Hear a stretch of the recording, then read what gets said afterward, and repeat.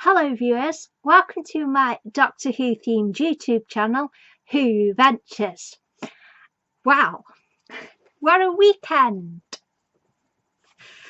Thank you to everybody who sent me all the awesome gifts, because I adore gifts and they're one of my favourite ways to communicate on Twitter, and there were so many gifts.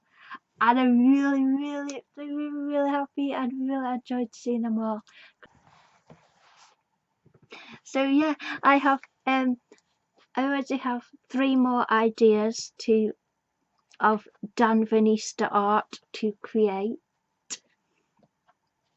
They're going to be really cute, but I've got a lot of art to make this week from other things. So, but there will be more art, and I'm really happy that I got to see lots of gifts in response.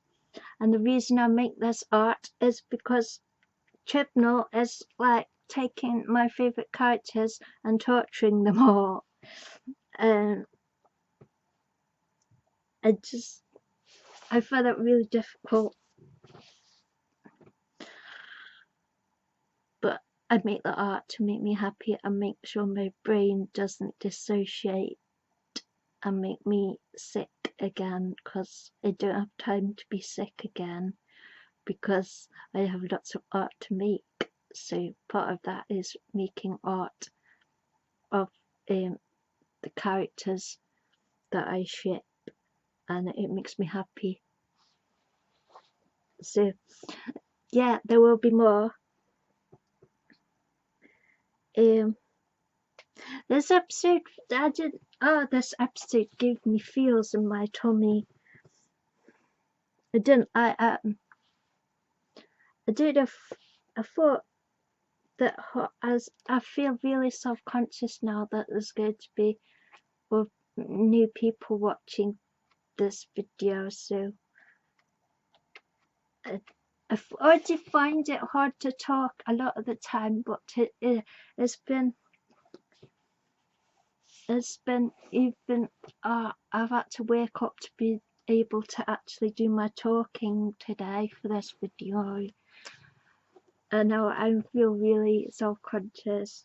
But anyway, this is how I do my reviews. Welcome to my Doctor Who themed YouTube channel, Who Ventures.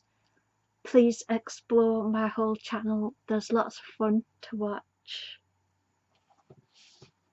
So let's go through my notes. Let's get started.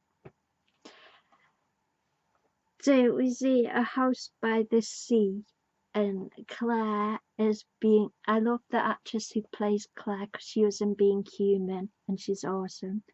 Claire is being interviewed. Oh, my brain is thinking that I sound really posh.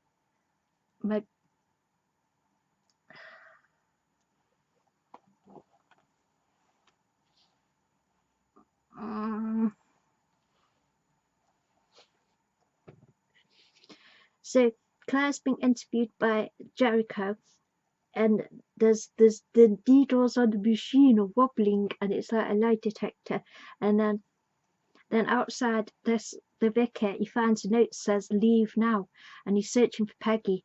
And as you've probably all seen this episode now, Mrs. Hayward, turns out that she is Peggy, but she's still, even though she knows what's going on and what happened, she's still really cryptic. She's like, that's no use.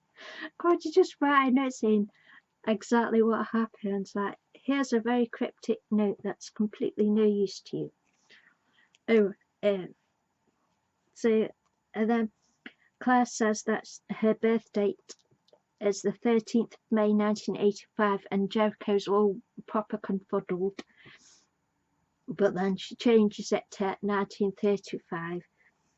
And then Claire starts having a seizure, and this really scary voice erupts from her, and it says, "There will be no escape."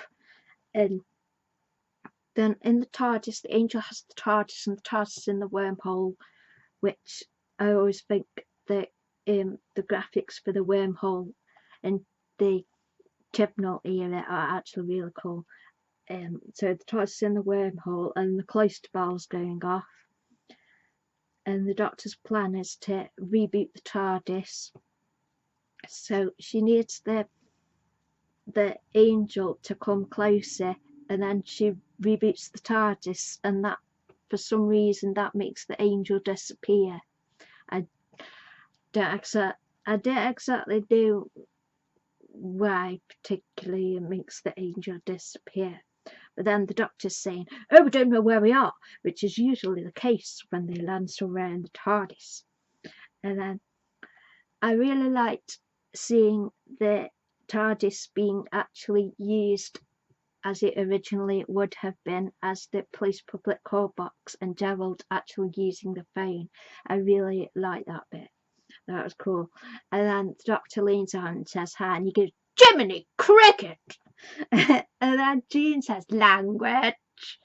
I thought, I like that, Jiminy Cricket, even though Gerald is a bit of a twat and is horrible.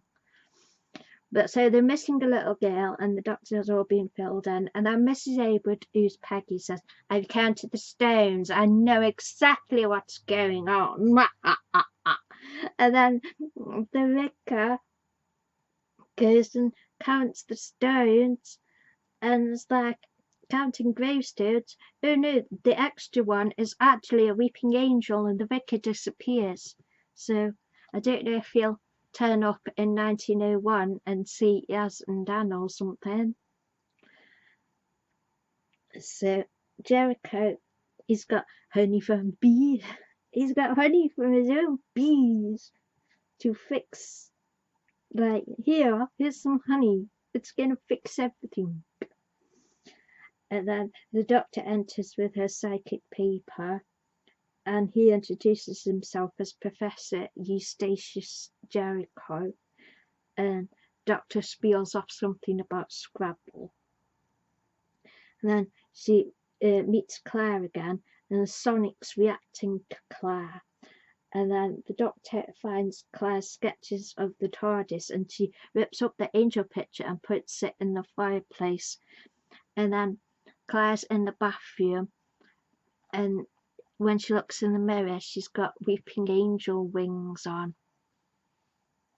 That also reminds me on Ragnarok Netflix, when they look in the mirror and they see themselves as Thor and Loki. I thought that was a bit, but anyway, that's a different program. So yeah. So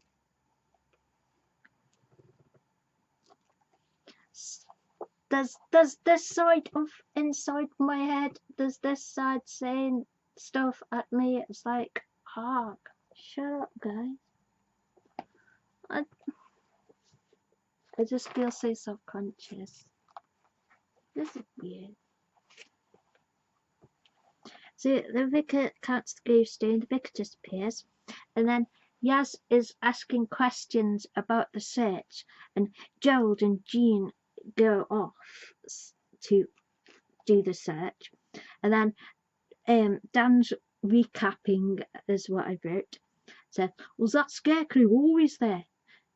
And then it's an angel, and then they walk backwards to keep their eyes on it, but then the angel turns off the torch, and then Dan's trying to get the torch back on, and then the angel attacks them, and then we're with Bal, and she's awesome, and she talks about the universe being so empty, and she's talking to Vinda through a device, and they had their honeymoon in a cubicle hotel outside the academy. And then she meets Namika, and they're on the only planetary remains in the quadrant, and she shows him the Vinda hologram, and she tells him that Vinda's her life partner. And then we're back at Jericho's house, and loads of angels are outside, and he turns around, and then an angel gets closer, and the Doctor says, lock everything, lock all the doors, and locks them all in. And then the Doctor explains about the weeping angels, the Doctor's emptying her pockets and explaining stuff, somebody pointed out that she opens the pockets. One of the things that she uses to tie things on is like a ribbon that she would have got from Pride. So I like that she obviously went to Pride with Yaz when they was all happy. I like that. That makes me happy. And Chibnall has indicated that the Doctor and Yaz have actually had a really amazing time together, and even though I'm annoyed he hasn't actually shown that on screen, I do like that he says, oh, we did this, it was amazing, we did this, it was so fun, that they have actually had happiness, some good times. But I hate that Chibnall's obsessed with torturing all my favourite characters and just making and just stomping on everybody. It's like that, like going down the DC route, except for Marvel, because it's actually got fun and jokes, and DC is way too dark, and that's why I like Batman and Robin the movie, because it's really colourful and like a fun movie, and all the newer Batmans are just like really dark, literally and figuratively are really dark, and it's just about torturing the characters, and I just don't find that fun at all. So that's where I was a bit upset about this episode, because it's like, oh, we're going to torture them so much, isn't it good? And it's like, no, Chibnall, it's not fun. It's not fun. So, but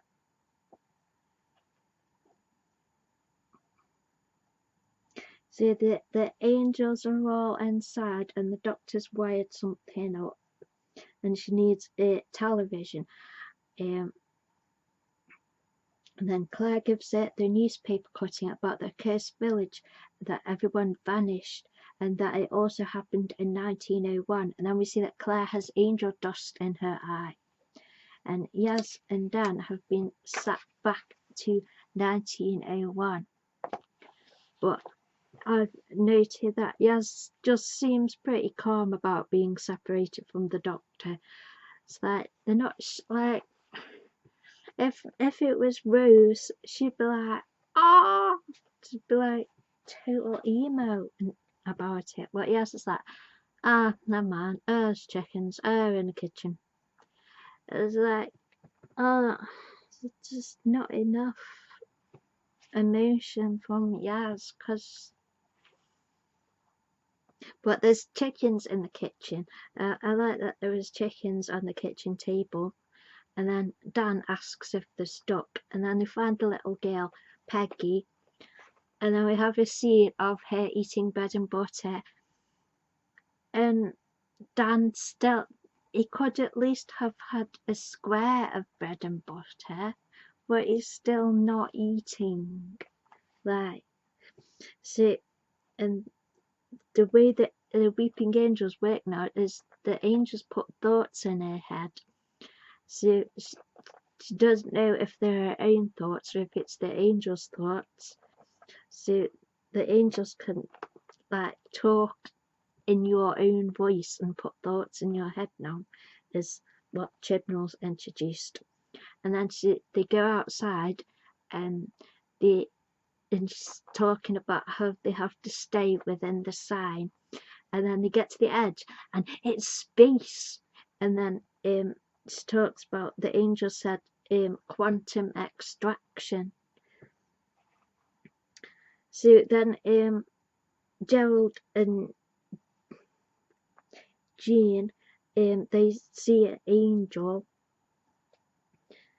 and then they find the edge, and there's all space, but then there's an angel behind them, and Gerald disappears, and then Jean is really scared, and then the angel gets Jean too, and Mrs. Hayward looks at the angel, and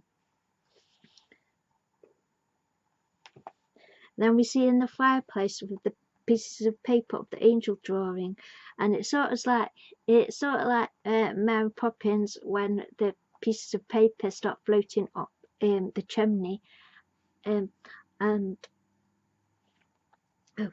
then I thought that looked really cool with the drawing putting itself together. And then the angel came out, and the doctor screws up the drawing and lights it on fire. But oh no, she accidentally set the actual angel on fire. And then Claire reveals to her that she's actually becoming an angel, and the doctor says that Claire's a seer, a prescient, and that she needs to look inside Claire's mind. And Jericho's like, oh yeah, let me record it. And then they're doing the mind meld thing, and they're on the beach, and the angel has got its hand on Claire's shoulder, and the angel's speaking through Claire. And the angel is hiding from the other angels, the rogue weeping angel. The other angels are an extraction squad for the division. So, and then we're back with Belle, and it's Namika's talking about, oh, they all gather round this mountain, and then they see a vision, and reminds me of things I've seen, like it talks about it on Unsolved Mysteries, that in the 20th century there was like occasions where people gathered around and thought they saw a vision of Holy Mary, and so it reminds me a bit like that. So they all look round, and then Azure appears on top of the mountain, and she's got a passenger with him, and she's lying to him, and she's saying she can take them all to safety in the passenger, but Belle knows these passenger forms, and she's like, no, it's a trap. So she pulls out Namika from the range of the passenger, and then Azure and the passenger leave, and Namika's pissed off, but she explains to Namika the passengers are prisons, and Namika's so pissed off he just walks off. And then we're back with Yaz and Dan, and Dan's walking along asking loads of questions, and Yaz is like, shut up with the questions. And then the space, the edge of the land is crumbling, and the space is closing in on him. And then an angel appears, and then so do Gerald and Jean, and Gerald's being an utter dick to Peggy again. But then the angel dissolves Gerald and Jean into dust. And Peggy's all like, oh, he's a bit of a twat anyway. So, but I understand how she feels, but it's because she was an abused kid and he was a horrible person, but she's sort of like, I didn't care. She's funny. And then Yaz asks Peggy what else she's discovered. And back at Jericho's, the doctor and Claire are psychologically talking, but then the angel and the tally is using Jericho's voice to talk to him and try to persuade him to look away. And then the angel bursts out the tally, halfway out the tally light on the ring, and the angels start crowding around him. And then the lie detector thing with the psychic reading paper with the needles, it starts drawing an image of the angel. I thought that was really cool. I thought that was good. And then the angel is telling the doctor that division uses everyone, every species, and the doctor must stop them. And the angel can give the doctor's memories back if she helps her. And then the doctor reveals she's seen Jericho's floor plan of his house at some point, and there's a secret tunnel. But there isn't a Joseph Williamson walking around like a dinosaur going rah tunnels. But they find another secret tunnel. And then she puts the psychic headsets on the angels and says, I'll reverse the polarity of the neutron flow. I think that was that it wasn't explained how that worked at all. I think that was just a way for Chibnall to just put that line in. It didn't explain how that worked or anything. So, oh, I just chuck this line in. That'll give the old boys a laugh. This clarity, the neutral flag. Ah. So anyway, Jericho sees that the wallpaper patterns, the patterns on the wall, are angels. So the hands reach out of the walls, and that does remind me of similar imagery in some other movie or TV show, but I can't quite pinpoint what the name of the other movie and TV show. Yeah, but apart from anything on Doctor Who, it reminds me of something else. But see, the angels' hands are reaching out of the walls, and then with Yaz and Dan and Peggy, and we see a border. One side is day and the other is night, and one side is 1901 and the other is 1967. So Mrs. Hayward in 1967 she tells Peggy that it's here in 66 years' time. So the angels leave witnesses to tell the story of what happened. Claire goes around so at the Jericho's house, Claire managed to get around the angel and get out, but Jericho is sat back to 1901. Then the Doctor is facing the angel, and then she turns her back to get out of the house, but it doesn't actually attack her. And then the Doctor is in the 1967 where it's night, and Claire's standing with the other angel, and Yaz tells the Doctor about the quantum extraction, and the Doctor tells the angel to fix things. And the angel, it was a trap because the angels want to take the Doctor instead, so it's divisions recalling the Doctor. And then and it would look cool. It looked cool, and I thought it was well acted, especially when a wing sprout. I thought that was good. And yeah, it looks cool, and it's an iconographic image for Doctor Who.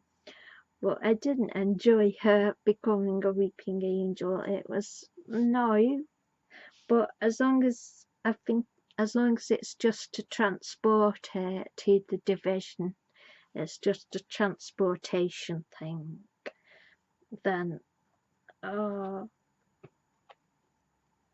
was quite teary and sad after, and when Yaz was like no, and she had to be held back from running across to get the Doctor.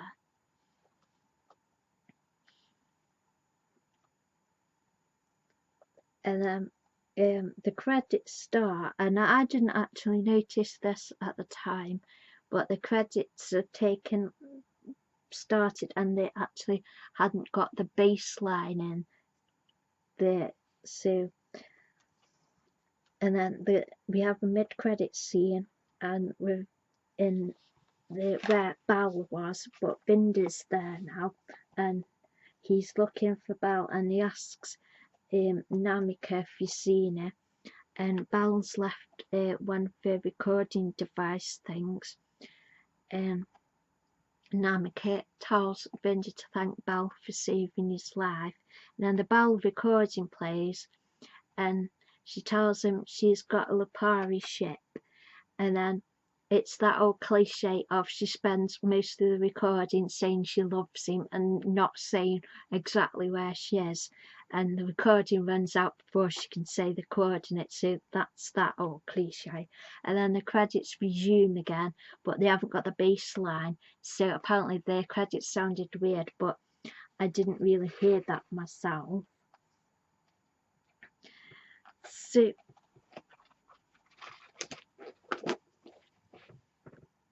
I thought Maxine Alderton I think she's absolutely an amazing writer, and I hope Russell T Davies does bring her back for his era, and does a lot of just mentoring, and then lets her be showrunner, because she'd be awesome. But as long as it's not all scary and there's lots of happy stuff. As my main problem with this terminal era is there's hardly any moments where on screen they're happy and having fun. And the fact that there's hardly ever any cuddling or natural interactions, like happy interactions between the Doctor and the companions, is that it just, which makes all the bits where the Doctor's like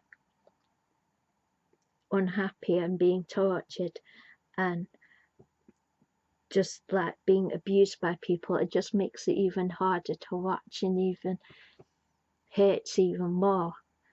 Because it's like, why? It's like it gets all your favourite characters know favourite bits and just stomps on them all and says, oh yeah, it's gonna be, let's torture them and everything. And it's that doesn't make it fun.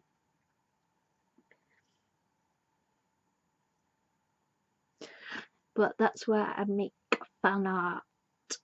That's why I love making fan art. It's the need to make fan art, to make things fun and to stop it hurting so much. So overall, I think I would give the episode not eight. I was going to say 8 out of 10, but it was genuinely a scary episode, I felt, and it genuinely did give me like really tense feelings. So 9 out of 10.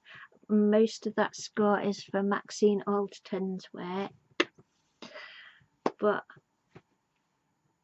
and I'm nervous that Chibnall, and I'm excited that Carvinista's back next week.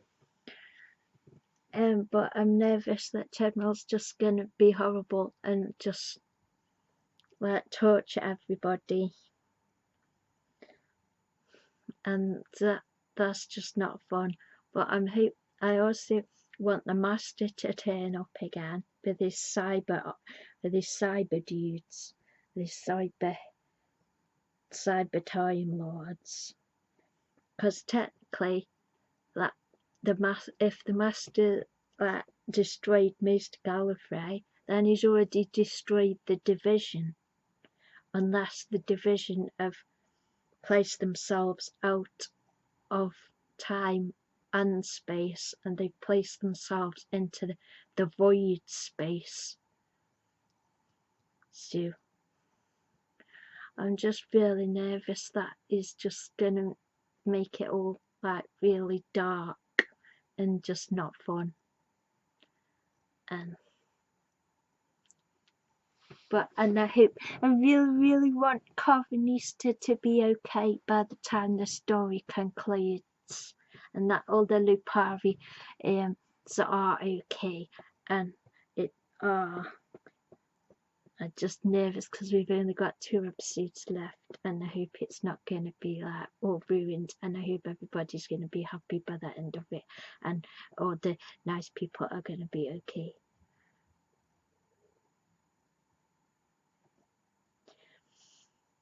So yeah, so